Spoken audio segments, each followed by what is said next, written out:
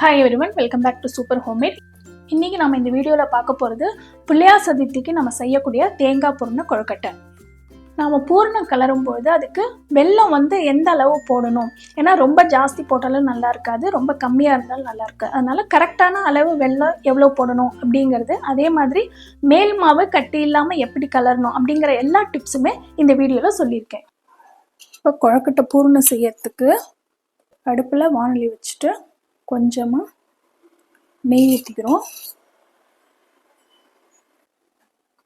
இப்போ நான் இந்த கப்பால் 1 கப்பு தேங்காய் எடுத்திருக்கேன், தேங்காய் துருவல் எடுத்திருக்கேன். இந்த தேங்காய் துருவலை இதில் போட்டுடணும்.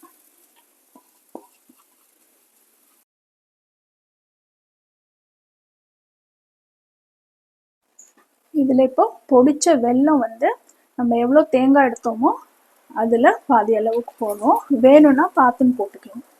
நல்லா கலரி விடணும்.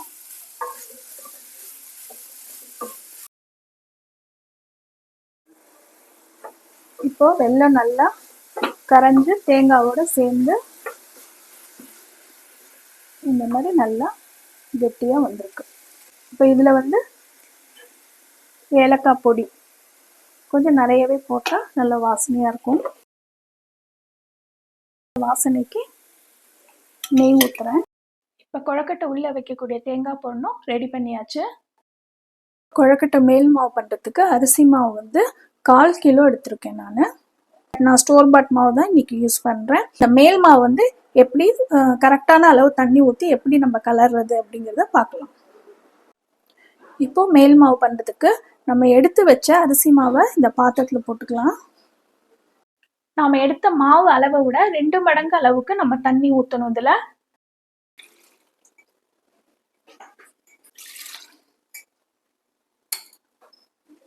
இதை இப்போ நல்லா கரைச்சி விட்டுக்கணும்.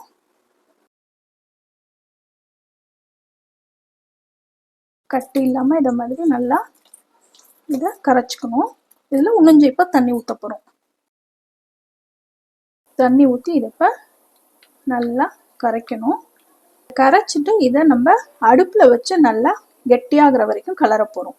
இந்த மாதிரி செய்யும்போது நம்மளுக்கு மாவில் கட்டி கட்டியாக ஆகாமல் நல்லா ஸ்மூத்தாக வரும். நம்மளுக்கு கலர்றதும் ஈஸியாக இருக்கும்.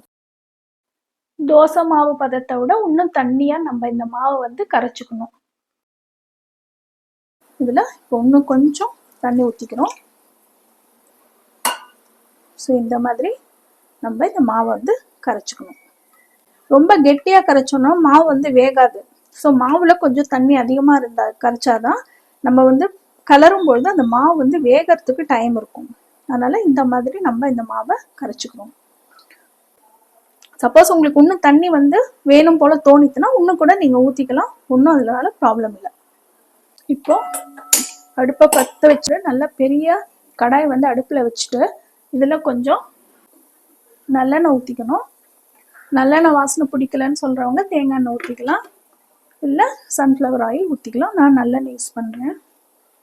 இப்போ நம்ம கரைச்சி வச்ச அரிசி மாவு இதில் அப்படியே ஊற்றிடணும்.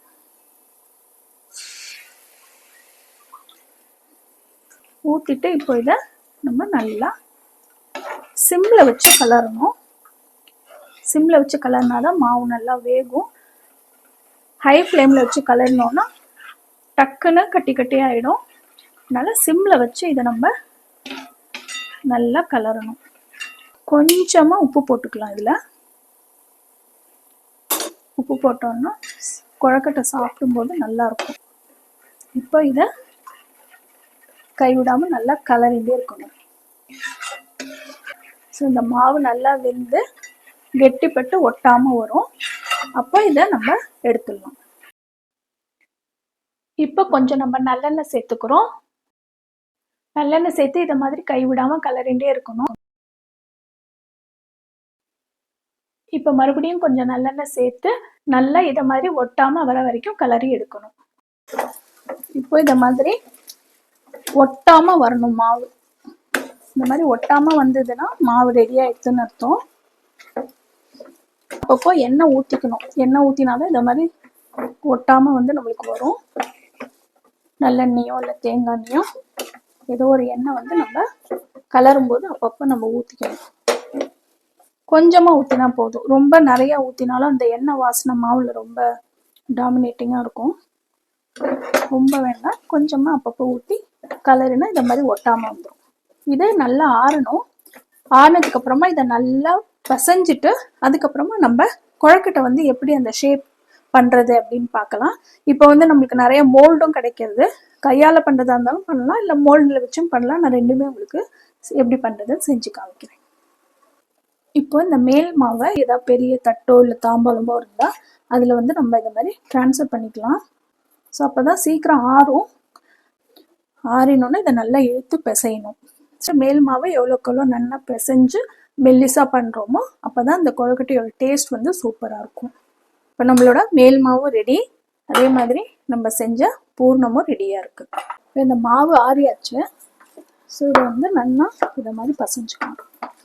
சின்ன ஒரு பவுலில் வந்து நம்ம சன்ஃப்ளவர் ஆயிலோ இல்லை நல்லெண்ணெயோ எண்ணெய் எடுத்து கொஞ்சம் இதை மாதிரி கையில் தடவிட்டு இதை மாதிரி நல்லா மாவை வந்து பசைஞ்சுக்கணும். இந்த மாதிரி வரணும் மாவு. இப்படி வந்தால் நம்மளுக்கு கொழக்கட்டை பண்ணுறதுக்கு வந்து ஈஸியாக வரும். இப்போ கொழக்கட்டை எப்படி பண்ணுறதுன்னு பார்க்கலாம். நல்லா கொழக்கட்டை பண்ணுறதுக்கு முன்னாடி கையில் நல்லா இதை மாதிரி எண்ணெயை வந்து தடவிக்கணும். இந்த மாதிரி ரவுண்ட் ஷேப் ஃபஸ்ட்டு கொண்டு வந்துட்டு கையில் அந்த எண்ணெயை தடவிட்டு இந்த மாதிரி ஃபஸ்ட்டு கொஞ்சம் மாவு எடுத்து அப்படியே அந்த ஷேப்பை வந்து ஃபார்ம் பண்ணிகிட்டே வரணும். சென்டரில் கொஞ்சம் எண்ணெய் தடவிட்டு தம் வந்து நம்ம கட்டவரில் வந்து இந்த நடுப்புற வச்சுக்கணும்.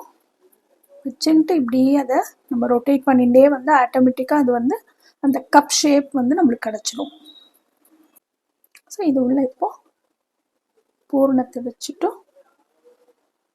மீதி இருக்கிற மாவு வந்து இதை மாதிரி விரலால் இதை மாதிரி குமிச்சு கொண்டு வரணும். கொண்டு வந்துட்டு இந்த ஷேப் மேலே அந்த மூக்கு மாதிரி இருக்கிற ஷேப் கொண்டு வந்துட்டோம்னா நம்மளோட மோதகம் வந்து ரெடி.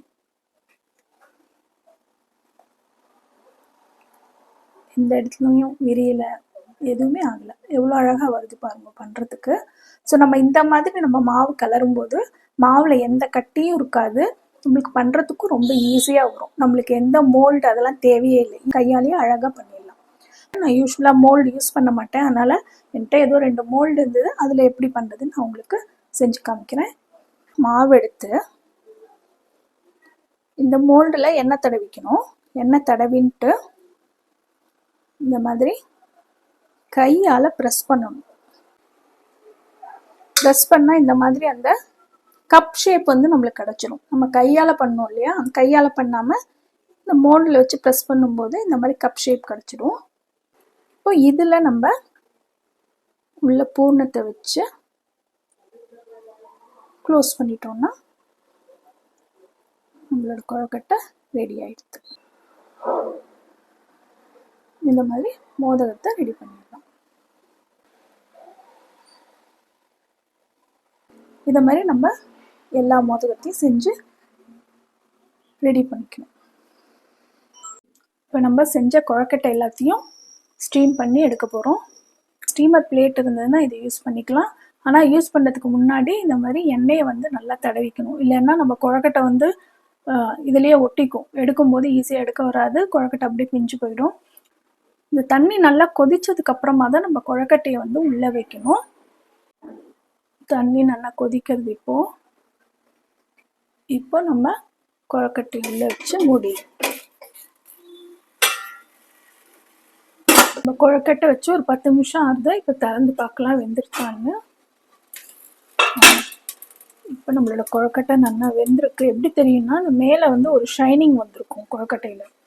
நார்மலாக மாவாக இருக்கும்போது அந்த ஷைனிங் இருக்காது. இப்போ நல்லா ஒரு ஷைனிங் வந்திருக்கும். ஸோ அப்படி இருந்ததுன்னா கொழுக்கட்டை வந்து வெந்துருதுன்னு அர்த்தம். அதே மாதிரி தொட்டு பார்க்கும்போது ஒட்டாது கையில்.